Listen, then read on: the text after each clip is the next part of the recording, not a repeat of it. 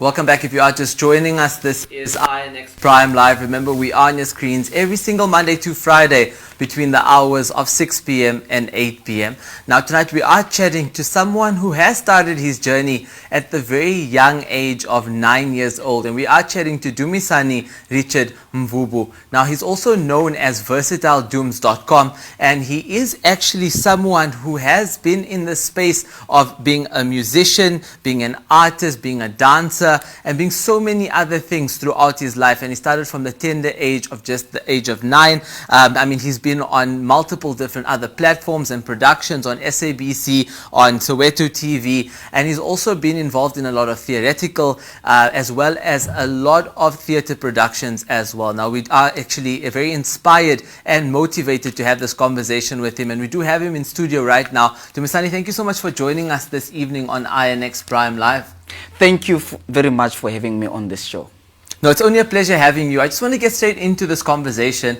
Now, I know I mentioned it time and time again throughout the show that, you know, we love young people doing phenomenal things. We want to see our youth succeeding, and we want to give them a platform to succeed. I mean, you started from the age of 9 years old, and that's a very young age. I mean, a lot of the youngsters today are starting from, let's say, 13 onwards, but you still started back then, 9 years old. What inspired you to get into the space of creativity and music and dancing? First of all, I would like to greet the viewers at home. What inspired me to begin in the creative industry, or should I call it the entertainment industry, was this man called by the name of Maruti Mukukulu. May his soul rest in peace. He is late.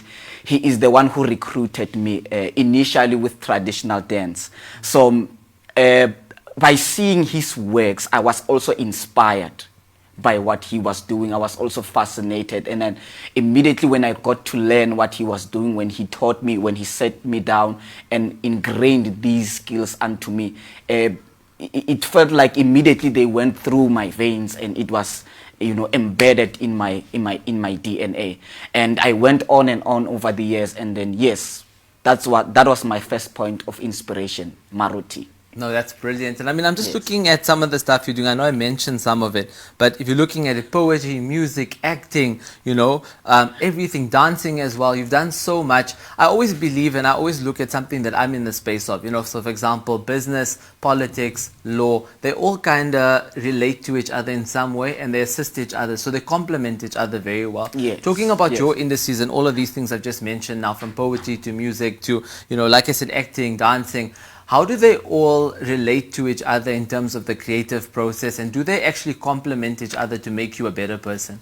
Yes, all the fields that I focus on, specifically myself, they do complement each other, because, for instance, there can never be no dance without music, and there can never be music without the beat which we would dance to. And poetry that I do is part of the lyrics of the music. Hence, I'm saying these other fields of art, they do work together. You know, sometimes we may not be strong in all the fields, understanding that we need to collaborate with each other so that other people can do the fields. But yes, they do work together, because of, for example, as I've made an example, there can never be dance without the music. So they that's all, very true. yeah. Very, very true. And I mean, also just looking at some of the comments and questions coming in from social media as well. I mean, we have a question coming in, well, more of a comment from Ntabi. She's saying that the most well-rounded performers, not only in South Africa but around the world, are the ones that actually started off in theatre. And I know that you're someone who's been in the theatre space. I mean, I'm looking at some of the productions you've been in, you know, such as Children, My Africa, Angola musical play. You've been in a lot of theoretical platforms and, you know, performances as well. How would you say that has influenced you in terms of being a performer, but also how has it been, you know, going on to TV then after that? Because I believe it becomes a lot more simpler, right? Yes, yes. Yes, it is believed that people who are from theatre, it's easier for them to participate in the TV space as compared to the one who started off at TV. So there are skills, hence I would say theatre is the foundation of mainly acting, music and dance, which is what I do, is the foundation that lays the skills that you need, which will make it simpler for you when you get to the TV space. And sometimes people would say it is visible when someone has been to theater and when someone has not been into theater. Let alone, I'm not talking about a God-given flair or a natural talent. A theater is very much important because of, first of all, it keeps you fit. As an artist, you need to be fit. You need to make sure you keep up with the talent. You do exercises that make you fit before you get on set. And yeah, I think that would be the advantage of transitioning from theater to the TV space, unlike going straight to TV. No, without a doubt. And I mean, also just looking at some of the different artists and performers out there, you know, I think what differentiates an incredible artist because of their skill and their performance, you know, and one that just goes a level higher is how they treat people within their community, how they handle environments around them, you know, how they are as a general person in that sense. And I feel like, you know, people who spend time doing social work, humanitarian work, are seen as just a level above everyone else, away from skill and performance. They just have a more well-rounded, more, you know, higher quality type of person. I know that you're someone who strongly believes in humanitarian work and social work as well. Tell us a little bit more about some of the work that you've done with, you know, your NPOs and NGOs, and why is it important for you to continually do charity work and humanitarian work? All right. My work mainly in collaboration with NGOs and NPOs has been educational. Say, for instance, there are subjects that the kids learn at school, and then my role there would be coming up with creativity in order for them to easily grasp and retain information. Because of a lot of kids, the schools may probably not understand that kids are not the same. There are different intelligences, your kinesthetic intelligence, your audio visual, and etc. Because kids learn differently. So my role there was to teach them the content using different intelligences, accommodating everyone, their preferred way of learning, other than speaking to the child the whole day in a classroom. That would sometimes devastate the child. So it's better. I mean, a lot of people are also looking at things like gamification nowadays to be able to create more of a connection between your younger audience and whatever it is. I just want to touch on the whole concept of diversification, right? In South Africa, unfortunately, we don't look at it the way that other countries look at it. Diversification is actually a very beautiful thing. It's a sign of someone who has a lot of skill, a lot of talent, but also someone who has the ability to be consistent and persist in what they're doing. Looking at diversification in South Africa, now you're someone who, you know, wears a lot of hats, many hats. Like I did mention, acting, dancing, you know, doing all these different things that you're currently doing right now. Which one would you say is the strongest asset that you have in terms of what you can do really well? And why is it important that people have the ability to do multiple things at the same time? Oh, that's a tough one.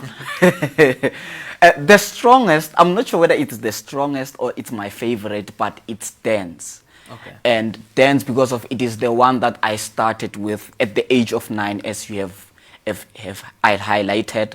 And then the importance of someone having the ability to do more than one skill is that, you know, in the South Africa that we are living in, especially in the arts sector, if I may put it like that, financially wise, you would recognize that a lot of artists, because of they are only doing poetry and they only rely on poetry to get gigs, to be financially stable, it might sometimes be very rare or scarce for them.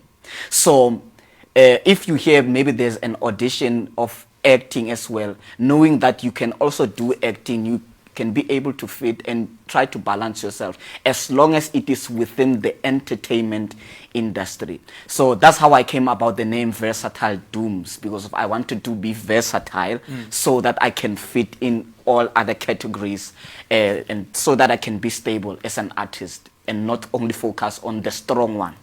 I love that. I love that. And that's definitely dancing, like you did mention. I just want to touch on the entertainment industry, right? And we can use someone that's quite a global star right now, but someone who started off with humble beginnings. Justin Bieber is that person, you know, started off in Toronto, in Canada, ended up, you know, going through the process at a young age. But looking at someone like Justin Bieber, you know, he today had a lot of, now that he's, you know, grown up, he's spoken about a lot of the issues and challenges he's faced through that process from the tender age of whatever it was, 9, 10 years old, you know, sitting on the streets of Toronto, singing for audiences. There was a lot of anxiety, there was a lot of depression, there was a lot of people closing doors on him, there was a lot of rejection. You know, he's been through so many challenges. I wanted to know, you know, if you can resonate or if you can relate to what he's been through in terms of some of the challenges you've been through. So, you know, maybe what are some of those challenges that you've actually experienced in a South African perspective when it comes to the entertainment industry? Because it can't be, or you know, all easy all the time or flashy lights all the time. There has to be some challenges, right? Yes, definitely there are real challenges out there, especially for us as artists. As you have said, it cannot always be flashy lights. Sometimes the lights dim. It's like someone comes and dims the light. So one of the challenges and the most prevalent challenge is finances, financial support. Starting from a young age myself, my humble beginnings, if I may put it like that, I needed a lot of financial support to kickstart this career. So it is the same as a child going to school, needing money for school, needing uniform, needing books, and etc., stationery. I also went through that route, but unfortunately, my parents did support me, but not financially. So the financial part of artists, especially when you are in your humble beginnings, is the number one challenge. And the second one is getting recognized or standing out.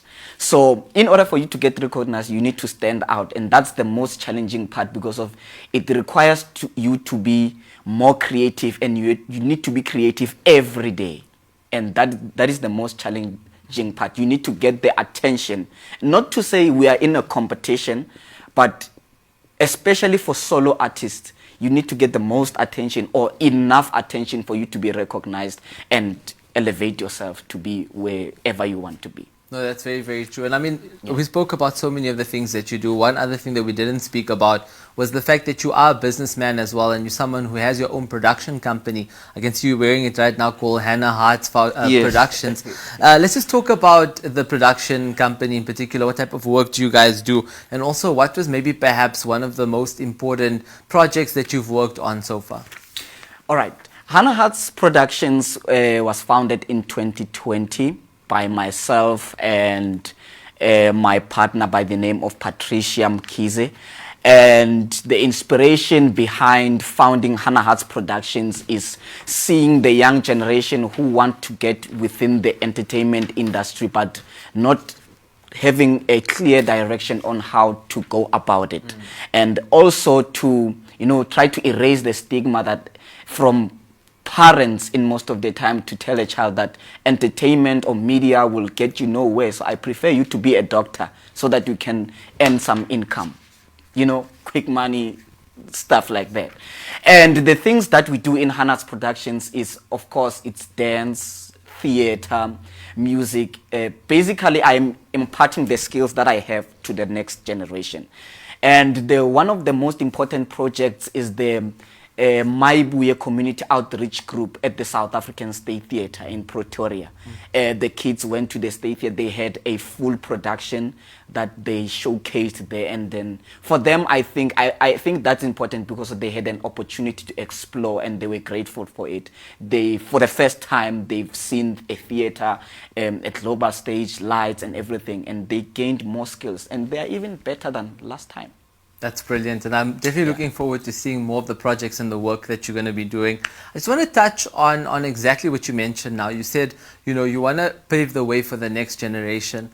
You're definitely seen as someone who can inspire young people, but can also be a motivation for them, like more of a mentor in that sense. What advice do you have for our youth in the country right now? A lot of them are unemployed. A lot of them want to be creatives, but don't really know how to follow a pathway or something to what you've done in particular. What advice do you have for them so that they can become successful, they can grow themselves, they can diversify, and also become versatile, just like you? All right. One advice I have for them is that the very same way you went to school is the very same way you need to invest your time into building the skill that you want to build. Because I believe that, in our Zulu language, we say, "Ligojwa lisemanzi." It's a Zulu proverb. So meaning that you start from a young age, it is watered while it is still young. So the very same, you need to invest more of your time into the arts, building your skills, and then try to attend workshops, try to find channels in case you have no idea where to go with what, and try to find relevant people. I know it can be very dangerous to pitch your idea to everyone, but pitch it so that, he may run who sees it. Everyone who comes and sees your vision, someone will come and help you. And most importantly, go for it. Go for it. I repeat, go for it. God did not give you that talent, that skill for mahala, for free. Go for it without a doubt. Dumisani, thank you so much for joining us this evening on INX Prime Live. Thank you very much for having me on this show. And it's only a pleasure, guys. Like Dumisani said, go for it. It's definitely something that we want our young people to go out and do. And that is Dumisani Richard Mvubu, who is actually, a producer, owns a production house. He's a musician, he's an artist, he's a dancer, and he's so many things. But he's encouraging our young people to go after their dreams and also not to be scared to enter into different industries at the same time, because at some point in their life, they might complement each other and take you to a whole nother level. Now, on that note, we are going to take a quick ad break. We'll come right back.